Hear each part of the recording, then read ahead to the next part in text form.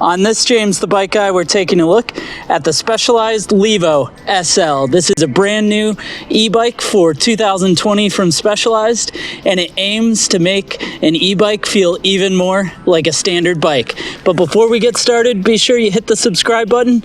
That way you can see more videos like this into the future, and we'll check out the weight, the specs, and what this bike is all about. So let's go ahead and get started. So this 2020 Levo SL takes a lot of cues from the stump jumper. So Specialized has had their Levo eMTB for quite a while now, and this bike is a little bit of a departure from making sure you have more power and more range, but instead it prioritizes the lightweight, nimble feel of a traditional bike, just with a little extra boost to get up some of those climbs that you otherwise couldn't, or to see more trails in the same day. And that's really where this bike shines. As you can see, you almost can't even tell that it's an e-bike. The frame on this particular one is just so slender, and the motor compartment is just really quite small. And that's where some of the magic is gonna be. So when we talk about this bike, we'll get into this particular one's spec, but the Levo SL uses their new Specialized SL 1.1 motor. It's considerably smaller and considerably more lightweight than the Brose 2.1 that's in the standard Levo. So much so that this motor is actually 2.4 pounds lighter than the standard Levo motor. So you can see it's hidden inside of this housing, super small. And another neat thing about that motor is it's actually only gonna boost you about 2x the power of a standard rider. So Levos in general used to be 4x the power, and the most recent one was 565 maximum watts that could go out. The Levo SL actually has 240 watts of maximum power, and that's going to allow this bike, even on turbo mode, to feel much more like a traditional bike. And it also allows them to run a much smaller battery in the down tube here without losing the range. So as you drop some of the motor power and make it more efficient, you can shrink the battery. So in this case, it's actually got a 320 watt hour battery that's hanging out inside of here, which is quite a bit smaller than the 700 watt hour battery that you get on traditional Levo. Along with that 320 watt hour battery, you can get a 160 watt hour range extender battery that plugs in there and then goes right where the water bottle cage is. Your power output at 240 watts on this bike, and that means 1-to-1, these will actually have virtually the same range, because with the Levo SL, you're prioritizing the lightweight and the efficiency, so you're not gonna need quite as much battery power to get that same range out of it. And in fact, one of the neat things about this Levo SL motor is it's gonna have efficient power from 30 to 120 RPM cadence. And that's kind of magic, because quality e-bikes like this one use a combination of torque sensor as well as cadence to get the power output to match what the rider's doing. And by having such a wide range, that 30 to 120 cadence range, that's actually gonna allow this bike to feel like a bike and not have peak power spots like some of the other brands do. To put in perspective, at 90 RPM cadence, this motor is going to be running at 80% of its efficiency, which basically means that as you're pedaling through the trails, you're going to be extending the range of this bike without losing any performance. And that is just really cool.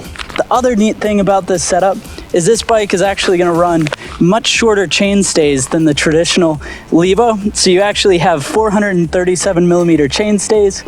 The bike's set up with 150 millimeters of front and rear travel and a 66-degree head tube. So if you're paying attention, that is actually really similar to what the standard stump jumper is. So this bike is really designed more to be like a standard stump jumper with 2x the performance.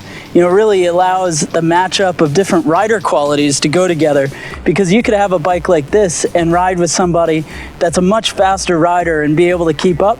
Or you can ride this with a slower rider, and you're not always going to be just roosting and pulling away from them, because the power management is so nice on this bike. The other neat thing is the turbo control unit, which is right here on the top. It's actually the spot where you can turn the e-bike on and off. It's one button on and off of the bike. You then have 3 modes, 3 different power levels. So if we push thumbs up, allows you to go to higher mode. Minus button brings you down on the modes, and that's going to allow you to have easy control right on the handlebar of what mode of power you're in and be able to match the conditions and the riding the way you want. Now this particular bike we're looking at is the Comp Carbon. So this is Levo SL Comp Carbon. So it's going to have a Fact M full carbon frame. So you can see carbon internal cable routing, dropper post, everything. The sidearm design just like the stump jumper.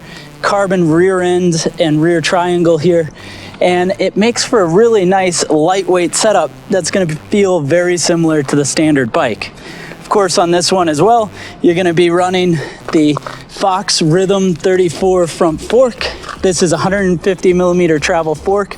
It's going to have the grip damper, which gives a wide range of adjustment, and then it's also going to have air adjustable with tokens so you can get the most out of the front end of the bike. The shock on the back of the bike is going to be the Fox FLOAT DPS. This is a traditional 52.5 millimeter stroke by 210 millimeter eye-to-eye length. So it's a metric shock you could change out with anything else. Goes to this yoke here, which then runs right into the back of the bike. Comp level bike is running SRAM's NX Eagle. So this is an 1150 tooth 12-speed cassette. Powers through to the front 30-tooth chainring, which is running Praxis Works crank arms, nice aluminum crank arms. And then the tires on this bike is pretty neat. So this is running the new Eliminator Grid Trail. The Grid Trail is a new trail casing with grid performance, but you're gonna get a little lighter weight tire, but all the durability of a standard grid. And this Eliminator tire has absolutely tremendous grip. I can't wait to get more time on it. I've had a chance to ride one of these Levo SLs for a short period of time, and the performance of this bike is just insane. And I really love that Eliminator tire. Up front, you've got the Butcher Grid Trail. Same idea here, but a pretty traditional, big blocked front tire for tons of grip and tons of control. To keep the bike in control, of course, you're going to be running the SRAM Guide R brakes. These are 4-piston brakes running 200 millimeter front rotors and 180 millimeter rear rotors. And then the control is going to be held through this handlebar, which is a 31.8 clamp. It's actually 780 millimeters wide with a 27 millimeter rise. And in the center, you're going to see this SWAT logo. What that is actually a spot where the Multitool is going to come out of the bike. So that's pretty neat to be integrated there, almost like the 1-up system, but comes stock on the Specialized. And then on the left-hand side, you're going to have the turbo control button. You've got the TCU in the middle, turbo control unit. But this bike is also going to run the Mission Control app, which allows you to pair via Bluetooth your phone to the bike. And that means you can actually control power output based on the distance you want to cover, based on the trail by actually uploading the map you want to go, or you can match it up with your heart rate. So it makes for a great training tool because you can actually tell the bike what heart rate you want to maintain, and it's going to raise and lower the power output to match that out. You know, this bike is all about performance, and that doesn't mean doing it for you. It means being a friend along the way, that you're able to get the ride out of it that you want. For a dropper post, this is of course running the X Fusion Manic dropper post. In a size small, it'd be 125 millimeters of length. Medium large is 150, and then the XL bike, like we're looking at here, is 170 millimeters of drop. So that's a look at this Specialized Levo SL. If you can't tell, I'm pretty psyched about this bike. It's kind of what I think an e-bike, e-mountain bike should be. You know, it really allows for a wide range of performance. It feels very much like a bike, and it really just allows you to extend your ride and do a little bit more without having to lug around the weight of a full-on e-bike. So speaking of which, let's go ahead and find out what it weighs. The actual weight of the Levo SL Comp Carbon comes in at 40.34 pounds. Thanks for watching this video on the 2020 Specialized Levo SL Comp Carbon. Go ahead and let me know your thoughts down in the comment section below. Be sure to hit the subscribe button if you haven't already. While you're at it, leave a thumbs up. It lets me know you enjoyed the video.